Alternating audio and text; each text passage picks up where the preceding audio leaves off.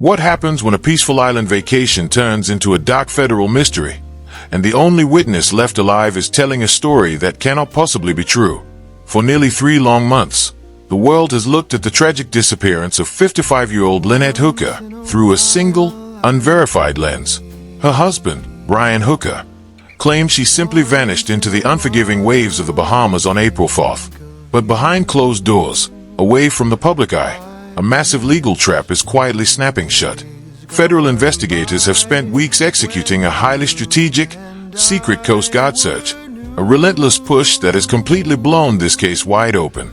They have unsealed records, cross-referenced timelines, and tracked movements that were never supposed to see the light of day. Right now, the files are finalized, the bureaucratic red tape has been cleared, and the ultimate legal confrontation is converging on a single target. The days of hiding behind a tragic accident narrative are over. Brian Hooker is running out of time, and a major federal shutdown is descending on this case. We are not just talking about a breakthrough anymore, we are talking about the final legal hammer falling. The trap is set, the evidence is ironclad, and an imminent arrest in the Lynette Hooker case is now absolutely guaranteed. The mystery begins on April 4th, the day Lynette Hooker vanished from the couple's boat, named the Soulmate. Brian Hooker told authorities a straightforward story. He claimed his wife fell into the water, the current was too strong, and he simply could not save her. For weeks, the public accepted this as a horrifying maritime tragedy.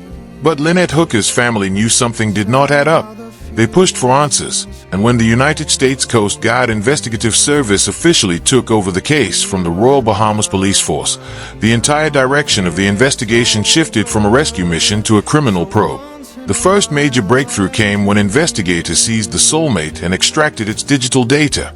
To understand how damning this is, you have to understand how modern marine GPS data works. A boat's GPS, just like your smartphone, constantly drops digital breadcrumbs. Even when the device is powered down or turned off, it maintains satellite connections to track its exact place in the world, so it does not take forever to recalibrate when turned back on. When forensic experts pulled the data from the Soulmate, the satellite chart exposed a devastating reality.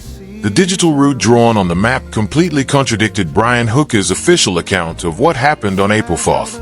The GPS data showed that the Soulmate traveled an entirely different route, stopping at unmentioned, isolated locations. Crucially, the system tracked time. It proved exactly how long the boat stopped, where it idled, and when its speed dropped to 0. This digital contradiction blew Brian Hooker's alibi apart and forced investigators to launch a massive, targeted search in a brand new area of interest. To lock down this new perimeter, authorities executed a highly aggressive and incredibly expensive operation. They immediately seized the small dinghy attached to the Soulmate and transferred it directly from the Bahamas to the United States for intensive forensic examination. In maritime investigations, time and the elements are the ultimate enemies. Sitting out in the open sun and being submerged in salt water are incredibly damaging factors that rapidly degrade physical evidence. Sun and salt water can completely destroy trace blood, hair fibers, and usable DNA within weeks. Yet, securing the dinghy was absolutely vital to make the prosecution's case whole. Investigators refused to leave a single piece of evidence sitting in a foreign jurisdiction. If you are going to charge Brian Hooker with a crime, you cannot have part of your crime scene in the Bahamas and the other part in America. Every single piece of the puzzle had to be brought under direct federal control to preserve the chain of custody. In this new search zone dictated by the GPS data, the Coast Guard deployed heavy tactical resources to locate Lynette Hooker's remains. They utilized 3 primary tools: high-powered aerial drones, expert divers, and a Video Ray Defender remote-operated vehicle, or ROV. The IOV is a state-of-the-art underwater drone equipped with multiple thrusters, forward-facing sonar, and high-definition cameras. To conduct a measurable search, operators fly the IOV in a systematic S-pattern, conducting lazy, overlapping turns to ensure no grid is missed. Aerial drones were flown in tandem, using polarized lenses to try and cut through the water surface reflection. However, deep-sea recovery experts point out a massive limitation with these specific tools. While IOVs and aerial drones are incredible for spotting large submerged objects like sunken vehicles or ships, they are highly ineffective at finding small items. Trying to spot microscopic evidence, sunglasses, or human bones after more than 2 months underwater through a narrow camera lens is nearly impossible. Furthermore, the Coast Guard divers deployed to the scene are primarily trained at the Panama City Naval Salvage School. Their expertise lies in heavy salvage, underwater welding, raising ships, and clearing massive buoys. They are not trained in the meticulous, grid-by-grid recovery of human remains. Free-diving through a massive ocean expanse without a strict forensic search plan rarely yields small evidence. Why, then, did authorities expend such massive, costly resources on this underwater operation? They did it to make the case absolutely foolproof. By exhausting every high-tech resource available, the government ensures that when Brian Hooker stands in a courtroom, his defense attorneys cannot claim the investigation was lazy or incomplete. Every single base had to be covered. This brings us to the most shocking and telling twist of the entire investigation. Realizing the limitations of an underwater search after 2 full months, authorities quietly brought in a specialized asset that the Coast Guard does not possess, a K9 cadaver dog named Maggie from the Broward County Sheriff's Office. As a body decomposes underwater, it releases specific gases that rise to the surface, which a trained water cadaver dog can detect.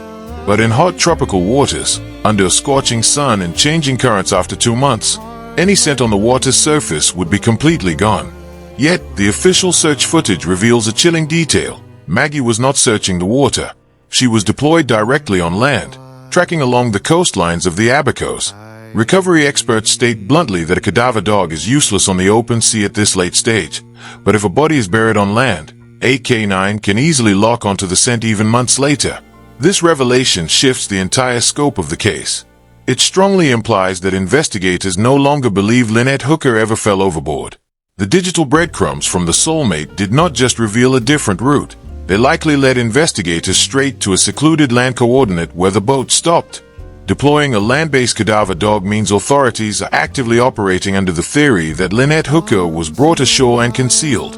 When you step back and look at the entire picture, the final conclusion is undeniable. Governments do not orchestrate massive, multi-agency international investigations for a simple boating accident. They do not navigate complex military bureaucracy, transfer physical vessels across international borders, or authorize exceptionally high fuel and resource budgets unless they are certain a crime has been committed. The extensive search of the ocean, the forensic examination on the dinghy, the exposed lies within the GPS data, and the deployment of a specialized land-based cadaver dog all point to one reality. Investigators are systematically putting their ducks in a row. They are building an ironclad, airtight case so that when the handcuffs finally click around Brian Hooker's wrists, there's absolutely no loophole for him to escape. Every single hour is bringing this investigation to its logical, legal climax. An imminent arrest is not just a possibility, it is a certainty. What dark event truly occurred on the soulmate during the night of April 4th that required such an extensive cover-up? Will the digital breadcrumbs be enough to secure conviction in a court of law? Or will the lack of physical remains give Brian Hooker a chance to walk free? What do you think happened in the final moments before Lynette Hooker vanished? Do you believe the digital evidence alone will be enough to convict Brian Hooker? Or are investigators still missing the final, crucial piece of the puzzle? Drop your thoughts in the comments below. Make sure to like this video, subscribe to the channel, and turn on your notifications right now. The files are moving fast, and I will be dropping breaking updates the moment the official charges are filed in the Lynette Hooker disappearance. Stay tuned, keep watching the evidence, and remember, the digital footprint never lies.